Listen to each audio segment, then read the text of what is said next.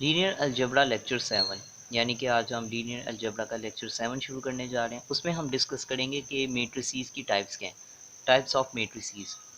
उससे पहले आप लोगों को एक रिक्वेस्ट कर दूं कि मैं लेक्चर समझा रहा हूँ, लेक्चर सीरीज़ चल रही है, अगर आप सीक्वेंस से फॉलो करें। उसमें एक चीज़ ऐड करता चलूँ कि आप लोगों ने करना ये है कि कोई भी अच्छी सी लीनियर अलजेब्रा की बुक पकड़नी है, कोई भी बुक पकड़ लें और उसके ऊपर प्रॉब्लम्स को, जो भी टॉपिक्स है, कॉन्सेप्ट हैं, उससे सॉल्व करें। मेरा लेक्चर देखें, उधर से प्रॉब्लम पिक करें और सॉल्व करें। इससे आपका कॉन्सेप्ट और ज़्यादा स्ट्रॉन्ग हो जाएगा। करना ये आज हमारा टॉपिक है types of matrices. Linear algebra में हम मेट्रिसेस की भी क्लासिफिकेशन करते हैं कि उसकी टाइप्स क्या हैं, किस तरह के वो दिखते हैं। बेसिकली कहने का मतलब ये है किस तरह के वो नज़र आते हैं। सिमिलरली अगर हम डेफिनेशन की बात करें तो बुक में डेफिनेशन बड़ी रिगरस टाइप की है, मैं आप लोगों को आसान लफ्ज़ों में बताता हूँ यहाँ पे। In linear algebra, we classify matrices according to its structure, dimension और size। यानी कि मैंने वही बात की कि हम उसके स्ट्रक्चर को देखते हैं, डायमेंशन को देखते हैं और साइज़ को देखते हैं। उसके हिसाब से हम मेट्रिसेस को क्लासीफाई कर देते हैं कि वो किस शेप की हैं और किस तरह के नज़र आ रहे हैं हमें। Same as when we classify numbers, for example irrational numbers and whole numbers.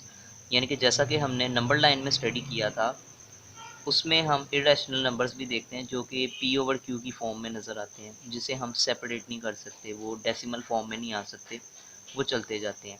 और होल नंबर्स आप लोगों को पता है कि ज़ीरो से शुरू होते हैं और इन्फिनिट तक जाते हैं। इसी तरह हमने मेट्रिसेस को भी क्लासीफाई किया। एनालॉजी थी बनाने का मकसद ये था कि आप लोगों को समझ आ जाए। आगे चलते हैं कि स्क्वायर मैट्रिक्स को डिस्कस करते हैं यहाँ पे।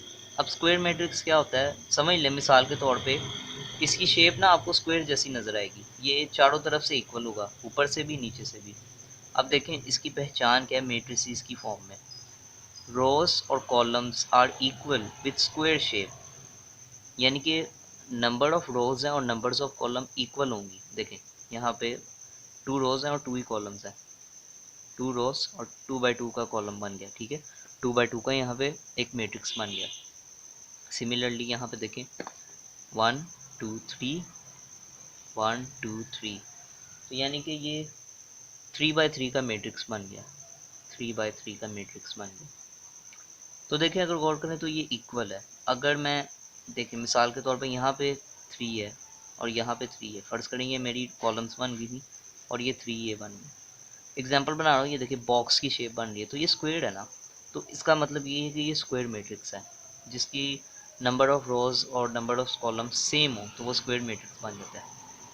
थोड़ा सा इसका उल्टा करते हैं हम, जैसा कि यहाँ पे स्क्वायर मैट्रिक्स को डिस्कस किया, और अब हम देखेंगे रेक्टेंगुलर मैट्रिक्स को क्या कहते हैं और कैसे हम उसको क्लासीफाई करते हैं और क्या उसकी पहचान है। Numbers of columns are greater than rows with rectangular shape, यानी कि देखें वो पहली रो है और दूसरी रो है, उसके बाद यहाँ पे पहली कॉलम है, दूसरी कॉलम है, तीसरी कॉलम है।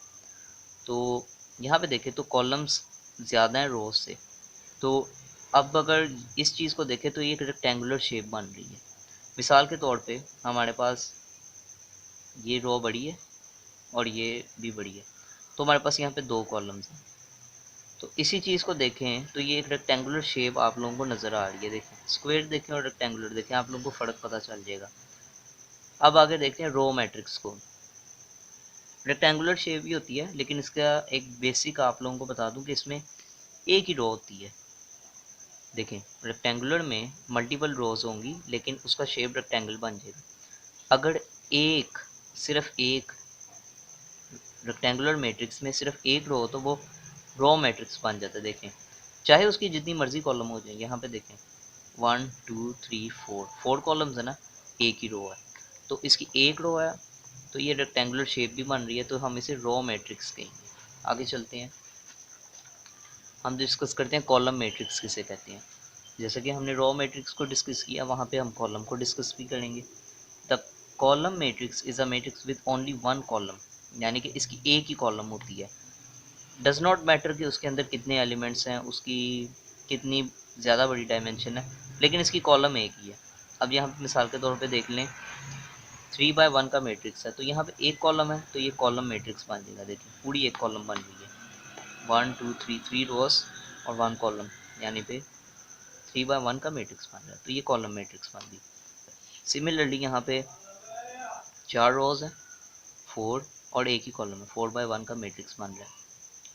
एक और यहाँ पे मैट्रिक्स की टाइप आती है, वो है the matrix with all the entries are zero is called zero और नल मैट्रिक्स। हम इसको ज़ीरो मैट्रिक्स भी कहते हैं और नल मैट्रिक्स भी कहते हैं।